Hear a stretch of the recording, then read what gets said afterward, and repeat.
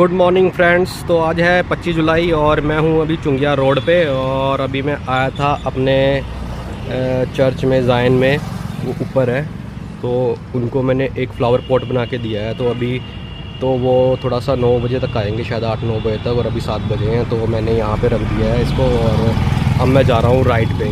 तो मेरा एक राय था अपने दिल्ली वासी और सरकार के लिए, दिल्ली की, कि जो आपने ये गाड़ियों वाला फरमान जारी किया है ना, ये बिल्कुल भी सही नहीं है आपके लिए भी और देशवासियों के लिए भी। तो सबसे पहले नंबर पर ये देशवासियों के लिए सही नहीं है जो दिल्ली में रहते हैं, और दूसरे नंबर पे ये आपके लिए सही नहीं है। तो इसलिए इसके ऊपर पुनर्विचार कीजिएगा और इसको दोबारा से सही तरीके से और किसी और तरह से लागू कीजिए। जो आपने ये वे अभी यूज़ की है ना, ये आपकी वे ठीक नहीं है। ठीक है, आपका इरादा अच्छा है, लेकिन आपकी वे ठीक नहीं है। तो इसलिए आपको अपना रास्ता चेंज करना पड़ेगा, किसी और तरीके से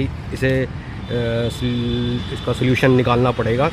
लेकिन अभी के लिए फ़िलहाल तो आपको माफ़ी तो नहीं मांगनी चाहिए, बट ये है कि आश्वासन देना चाहिए दिल्ली वासियों को, या किसी तरह से भी पब्लिसिटी करनी चाहिए कि उनको पता लगे कि भी आप इस चीज़ में अभी और मतलब अपनी और जानकारी जुटाने के बाद फिर लागू करेंगे किसी और तरह से, है ना। तब तक के लिए SSR रिलीफ दिया जाता है। तो एक ये सही तरीका होगा दिल्ली के लोगों के लिए, क्योंकि आज मैंने एक इंसान का इंटरव्यू देखा है, तो उन्होंने बोला कि कार से बहुत सारी यादें जुड़ी होती है। किसी ने अपने माँ बाप के बर्थडे पे ली होती है, किसी ने अपनी शादी की सालगिरह पे ली होती है, बच्चों का बर्थडे होता है उस पर ली होती है, या बच्चे पैदा होने के ऊपर ली होती है। तो बहुत सारी यादें जुड़ी होती हैं कारों के साथ में, और कार से इंसान बाइक से अपना बहुत प्यार करता है। और जब हमने टैक्स भरा ही हुआ है, उसका जितने सालों का होता है उसमें पीरियड, उतने सालों का सरकार ने जब हमसे टैक्स लिया हुआ है, तो पहले सरकार सल्यूशन निकाल ले, उसके बाद हमें वो गाड़ियों को रोकने का हो। क्योंकि जिनकी गाड़ियाँ कम चली है उनको तो कोई फ़ायदा ही नहीं है ना फिर इस चीज़ से। अगर वो पोल्यूटेड ही नहीं है या पोल्यूशन कर ही नहीं रही है, तो फिर उससे क्या नुकसान है किसी को भी। बल्कि उसको, जिसने उस गाड़ी पे इतने पैसे लगा के देश की अर्थव्यवस्था को ठीक करने की कोशिश की है, सहयोग किया है उसमें, उसको कम से कम रिलीफ तो मिलना चाहिए ना, खुशी तो रहनी चाहिए ना।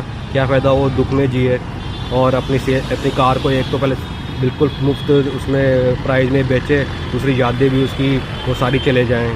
तो मैं तो इसके ख़िलाफ़ हूँ। तो मैं सरकार से सिर्फ विनती कर सकता हूँ एक नागरिक होने के नाते, और विनती भी करता हूँ हाथ जोड़ के कि प्लीज़ आप ऐसा मत कीजिए। अभी इसको कुछ टाइम के लिए रद्द कर दोबारा इस पर पुनर्विचार कीजिए।